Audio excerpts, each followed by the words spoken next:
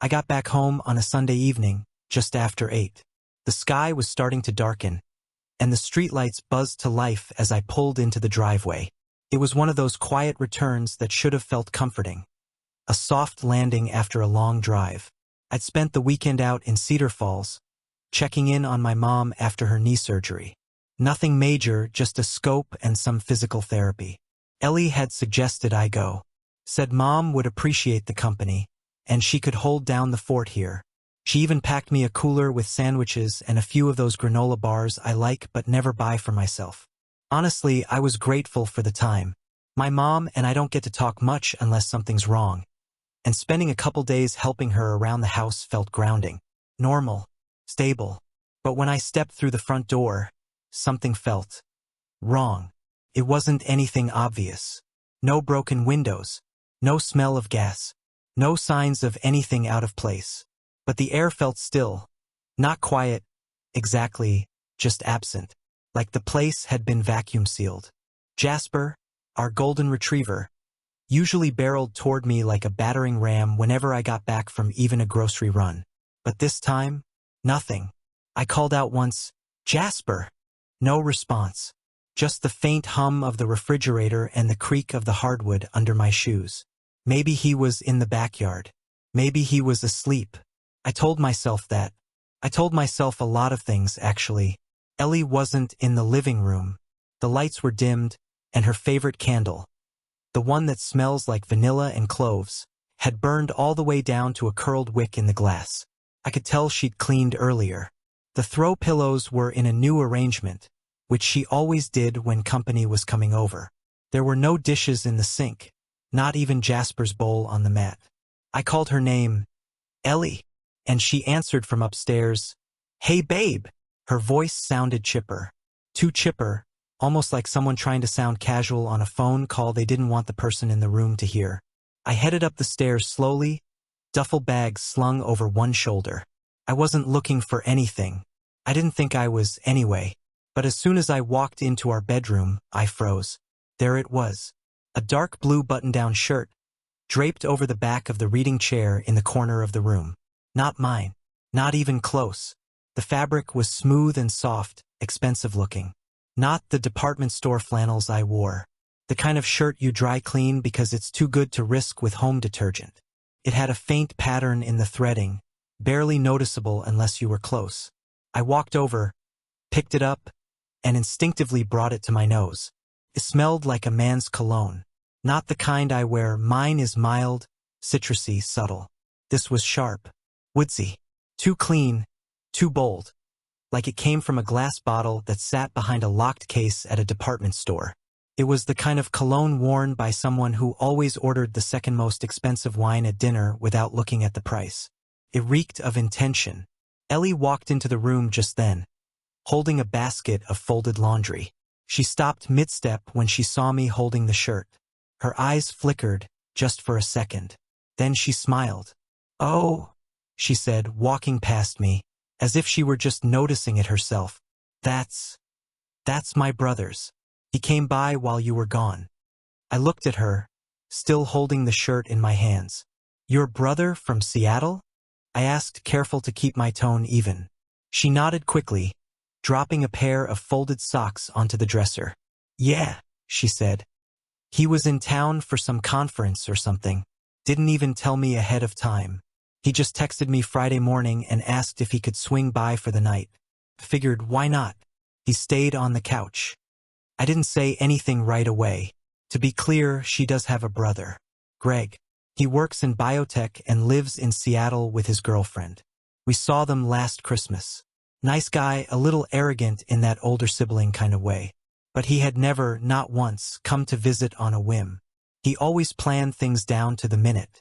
The idea that he'd suddenly drop into town without warning, without even a suitcase or an extra shirt, felt unlikely.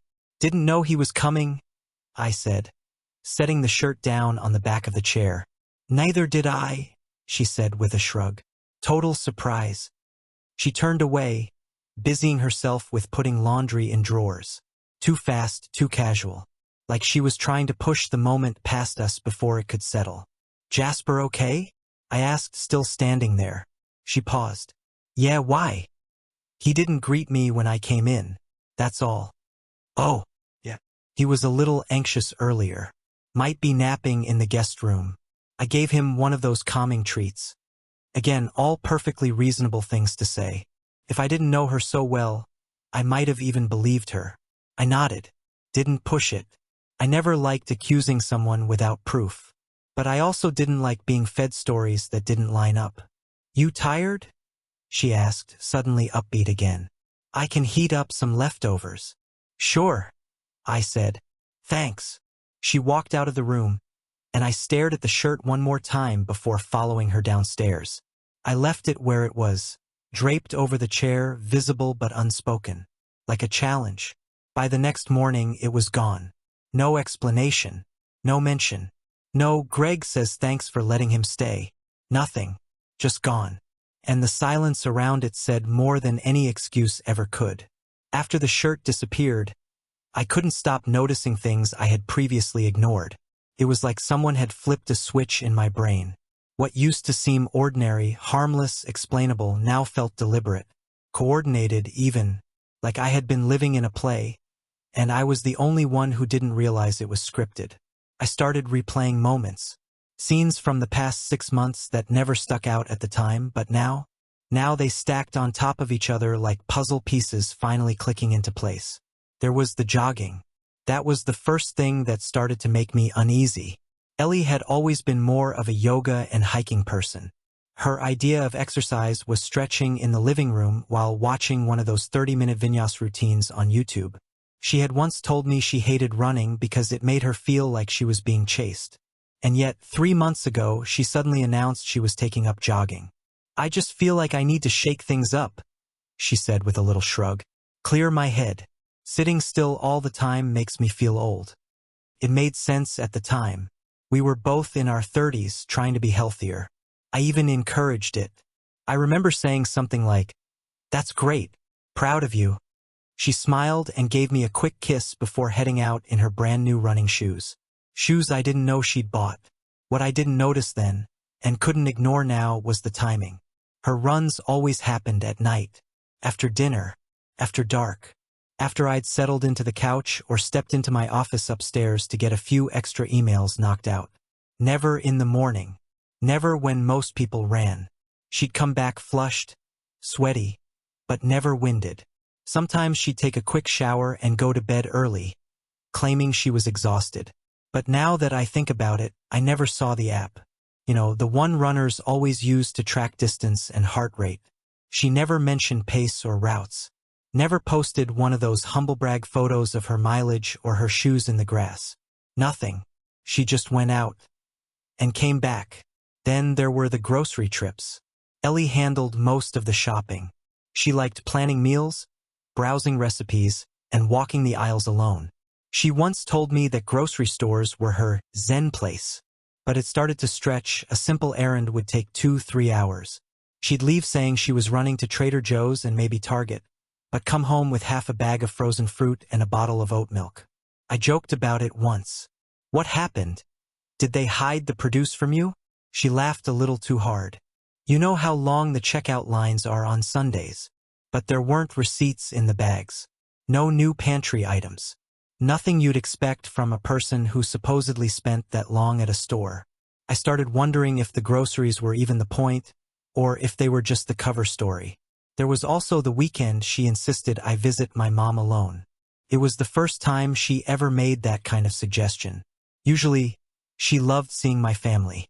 She and my mom got along surprisingly well, and even when she was too busy, she'd at least offer to come.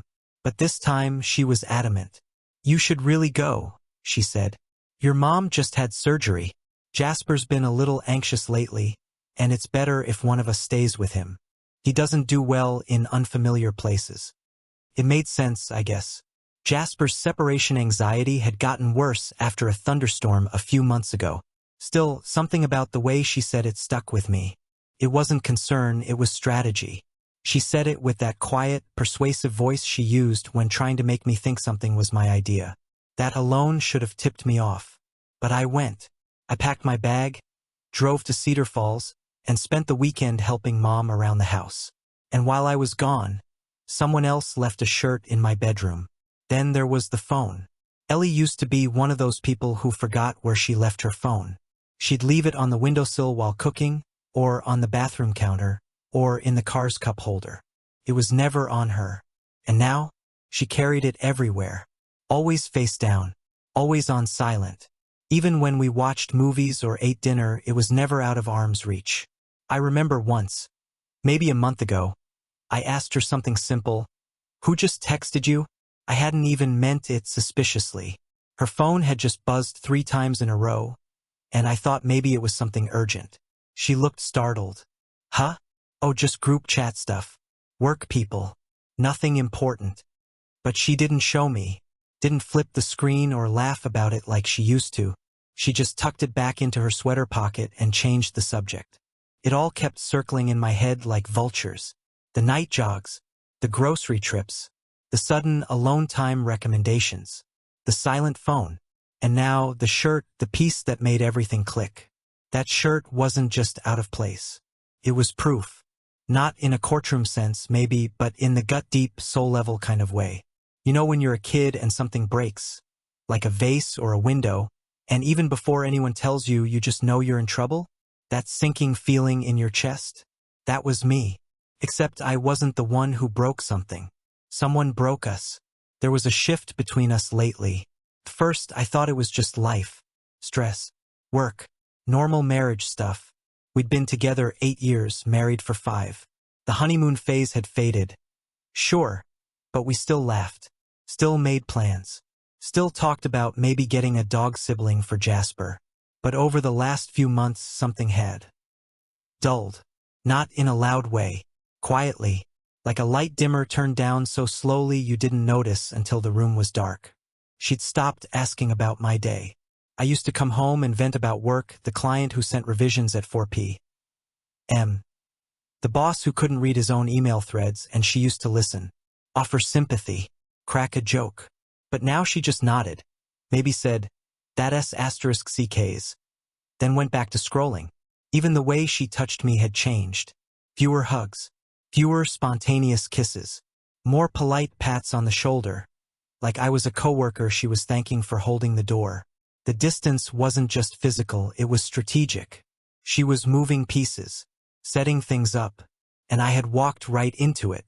I used to think burnout explained it. She had a new boss, new responsibilities, longer hours.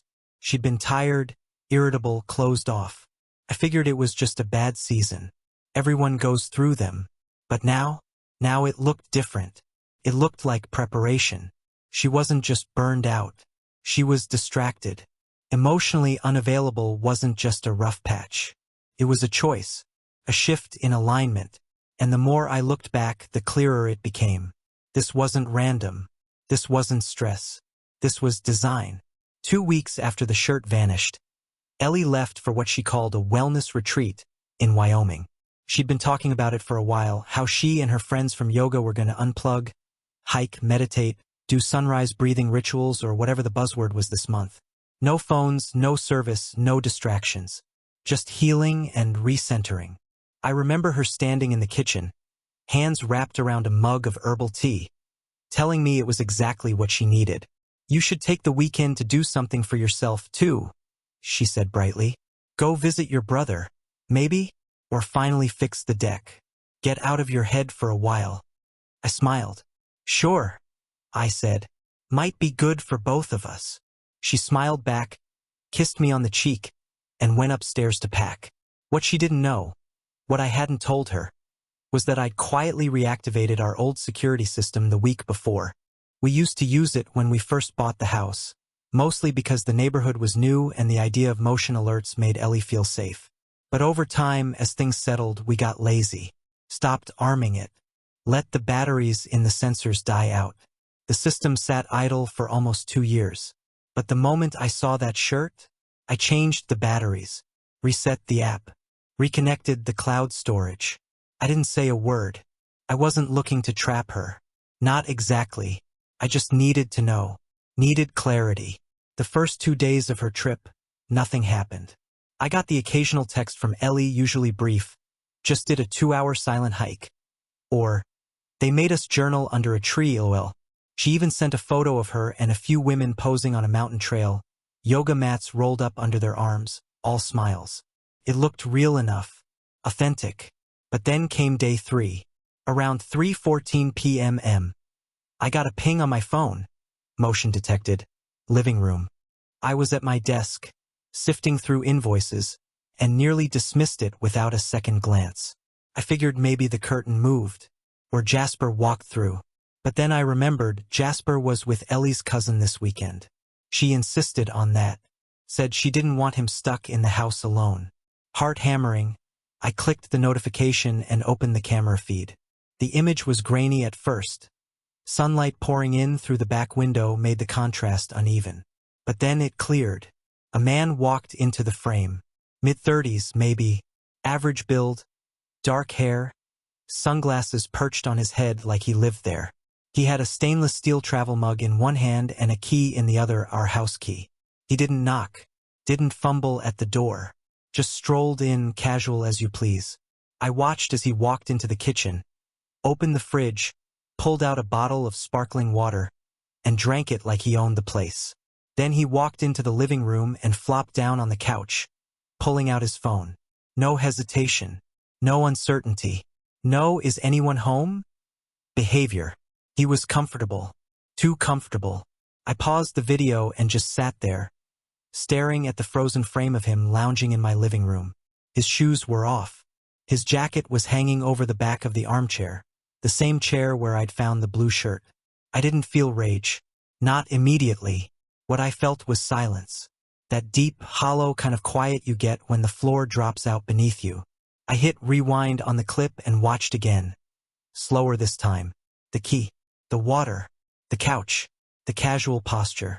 He'd done this before. This wasn't new. I checked the timestamps.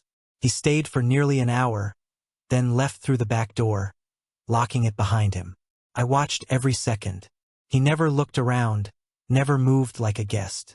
He moved like someone who belonged. That night, I stared at the ceiling, wondering how far back it went. How many times had I driven to the store or taken a weekend trip while some stranger sat on my couch, drank from my fridge, walked around my house like it was his? I didn't tell Ellie. Not yet. I needed more. The next morning, I went through her social media again. Not her posts, those were clean, curated. But her tagged photos? That was where the details lived. In the background of one photo, a group selfie from the cabin, I spotted something familiar. The jacket, hanging from a coat hook behind them. Same dark green color. Same brand. It was subtle, barely visible. But once I saw it, I couldn't unsee it. I searched the photo tags, found one of her friends' accounts, and scrolled through her uploads from the same weekend. There, buried in a group *T at a restaurant, was the man. Same build, same haircut, wearing sunglasses that matched the pair he'd left on our console table once. The ones Ellie said belonged to a coworker. I cross-referenced the metadata, the check-in location, the background signage. Ellie wasn't just at a wellness retreat. She was on vacation with him, and from the looks of it, it wasn't their first trip. I started making a folder. I'm not proud of that. It felt clinical, cold, but I needed a place to keep everything. The *TS, the timestamps, the overlapping GPS data from our shared calendar when she claimed to be at Whole Foods, but he was posting from a smoothie shop a block away. Little details, pieces of a larger picture. She didn't just lie. She built an entire world where I didn't exist. She coordinated stories, curated alibis, looped in friends to create this illusion of normalcy. And I just nodded along, smiled, bought her protein bars and reminded her to take her allergy meds. She'd look me in the eye and ask me to water her plants while she was offline in the mountains. Meanwhile, he was sipping wine in our living room, probably watching Netflix with Jasper's blanket in his lap. When she finally got back, sun-kissed, energized, and humming some meditation mantra, I hugged her, and I said nothing. Not because I was afraid, not because I didn't know what to say, but because I had already decided. This wasn't going to be an argument. This wasn't going to be a screaming match in the kitchen. This was going to be surgical. No emotion. No warning. Just answers. When Ellie walked back into our house that Sunday night, tanned, glowing, talking about how the mountain air reset her soul, I handed her a cup of tea and asked how it went. She smiled like a woman with no weight on her shoulders. Honestly, it was exactly what I needed, she said, curling up on the couch. No phones, no news, just stillness. I forgot what it felt like to breathe without noise. I nodded, took a sip of my own tea and said, "Glad to hear it." And just like that, the game began. She had no idea that 3 days earlier I had watched a man walk into our home with a key, help himself to sparkling water, and leave with the kind of familiarity you only earn by repetition. She didn't know that I'd seen his jacket in her Instagram stories background, or that I'd spent the past 48 hours downloading metadata, GPS pings, and cross-referencing every errand she'd ever used to slip away. But I wasn't about to explode. Not yet. I'd seen what explosions do. They give people the chance to cry, to spin stories, to take your anger and turn it into their justification. "You yelled," they'll say. "You lost it. You were unstable." I wasn't going to give her that. No, I was going to be a shadow, silent, watching, documenting. I became meticulous. Every time she left the house, I noted the time. I took photos of the clock on the stove and the calendar app on her phone if she left it unattended. I kept track of what she wore, when she showered, which shoes were missing from the rack. I took *TS of text previews when her phone lit up on the counter. Names I didn't recognize. Emojis I'd never seen her use with me. I started following her social circle's online presence, too. The women from yoga, her coworkers, even her college friend Sam, who had a habit of oversharing on Instagram. One of them, I won't say who, posted a boomerang of a toast at a bar downtown, and there in the corner of the *T, half obscured by a wine glass, was that man again. Same haircut, same half-smile, same exact watch I saw sitting on our bathroom counter once, which she claimed was mine.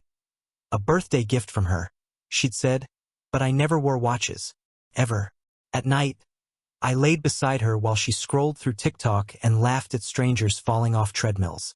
And I'd whisper things like, "We should plan a trip together sometime," just to see how quickly she could switch to discomfort. She'd nod vaguely and say, "Yeah, totally," then return to her screen. Meanwhile, my folder was growing. *TS. Recordings. Even the sound of her voice, pulled from voicemails and compared to timestamps she gave me. On more than one occasion, her timeline didn't add up. She'd say she was in traffic, but her friend's story placed her across town, dancing under string lights. I wasn't compiling evidence to win a court battle. This wasn't about alimony or revenge. This was clarity, certainty. I needed a record for myself, to counter the part of me that still wanted to believe her, that still flinched when she smiled and asked if I wanted lemon in my water. She had been turning our life into a science project, testing variables, watching reactions, calculating just how little she could give me while still keeping the facade intact. And I had unknowingly been playing the role of the control group, the safe one. Predictable, constant, reliable, but not anymore. I kept a second phone hidden in my desk, prepaid, unregistered, and used it to store encrypted copies of everything. I even backed up the data to a cloud account under an alias. Not because I thought she'd dig, but because part of me suspected that when this came crashing down, it wouldn't be clean. And still, I said nothing. Not when she mentioned the girls planning another getaway. Not when she brought up that she might start seeing a new therapist across town, one who only had evening availability. Not even when she started locking her phone, something we had never done in our entire relationship. Instead, I took her out to dinner. Casual. Local. Her favorite Mediterranean spot. She wore a green dress I hadn't seen before, and when I told her she looked beautiful, she seemed surprised. Like I had interrupted something. Like she wasn't expecting a compliment to mean anything. She ordered the lamb kebabs. I had grilled salmon, and we talked about how work was stressful, how everyone was burning out, how the world just felt heavier than usual. She said she was tired of social media, tired of comparing herself to everyone else. I nodded, sipped my water, and said, "You ever feel like people live double lives online?" She laughed. "Too loud. Too quick." "Totally," she said. "Everyone's curating their own little movie." I wanted to ask if she liked the movie she was making, if it felt good, powerful, justified, but I stayed quiet. After dinner, I let her choose the music on the drive home. She picked a playlist called Unwind and Recharge and hummed along to acoustic covers of pop songs.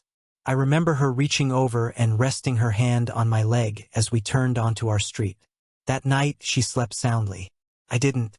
I stayed up staring at the ceiling, the glow of the hallway light cutting a sliver across our bedroom wall. I could hear the soft rhythm of her breathing, and I remember wondering if guilt ever kept her up at night, or if the performance had become so familiar that it didn't even feel like lying anymore. Maybe that was the scariest part. The ease. There was no tension in her posture, no flinching when I hugged her, no panic in her eyes when I reached for her phone. It was like she had trained herself to believe the illusion she was selling, like she had blurred the line so effectively that it didn't even register as deceit. I thought back to the early days, the way she used to text me just to say she missed me, the time she cried during that dumb Pixar movie and whispered, "Promise you'll never stop being this good to me." And now she was cataloging my reactions like I was a lab rat. How long would he notice if I disappear? Will he get angry if I come home late again? What's the minimum level of affection I can offer before he pulls away? I could feel the questions in her eyes sometimes, not spoken but present, like she was always studying me, measuring, waiting. So I gave her nothing. No outbursts, no suspicions, no sad glances or passive-aggressive remarks, just presence, steady, normal, until she made her next move. And she would. She couldn't help herself. A week after the dinner, Ellie came to me in the kitchen while I was washing out Jasper's water bowl. She had that careful tone, the one she used when she wanted to be honest, which usually meant rehearsed. "So," she began, casually leaning against the counter, "there's this second retreat happening in Colorado, kind of an extension of the Wyoming one. Some of the girls are going." I nodded, eyes on the bowl, watching the soap swirl. "Sounds like something you'd be into," I said without looking up. She smiled, almost relieved. "Yeah, it's the same group, more structured this time. There's even a guest speaker, someone who specializes in emotional wellness and codependency." I raised an eyebrow but kept my voice steady. "Therapist type. More like a mindset coach," she said, wrinkling her nose like she wasn't even sure herself. "Anyway, I think it'd be good for me. For us too, maybe. Distance, clarity." I rinsed the bowl and dried my hands. "When?" "Next weekend. Friday to Monday." She said it like she was asking for permission, but we both knew she wasn't. "Do you want me to book your flight?" I asked. She blinked, surprised by my ease. No, already handled. The girls coordinated everything. I just need to pack."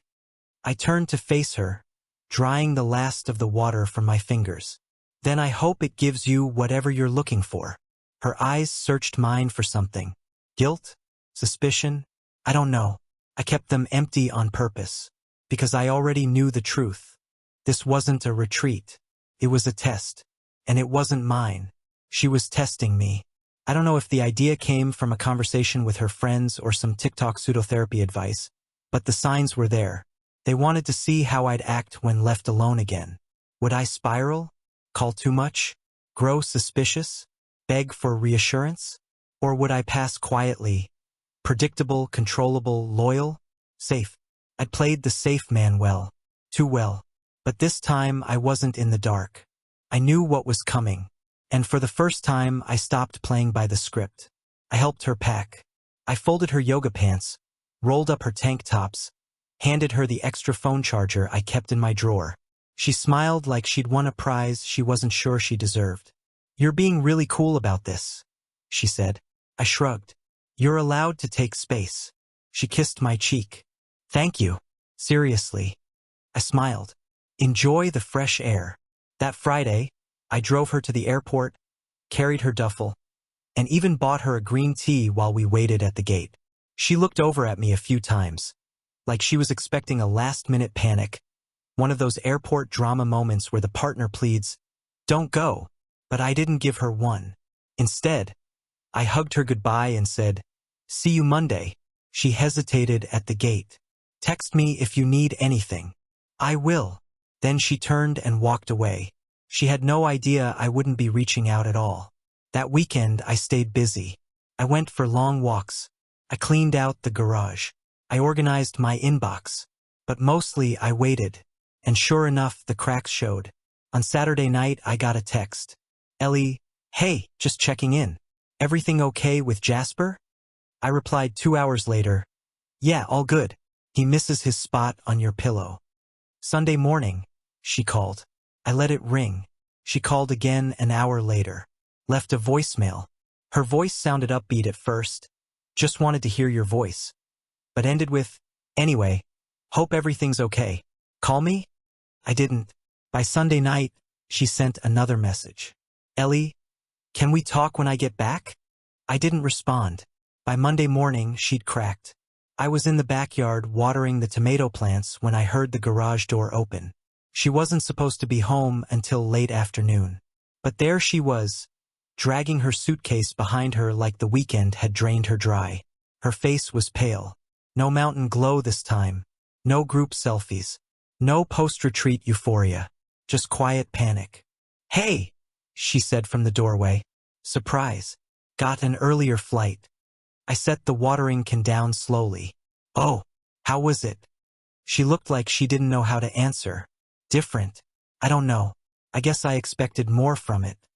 I nodded. "Yeah. Sometimes silence has a way of echoing back stuff we don't want to hear." She flinched slightly.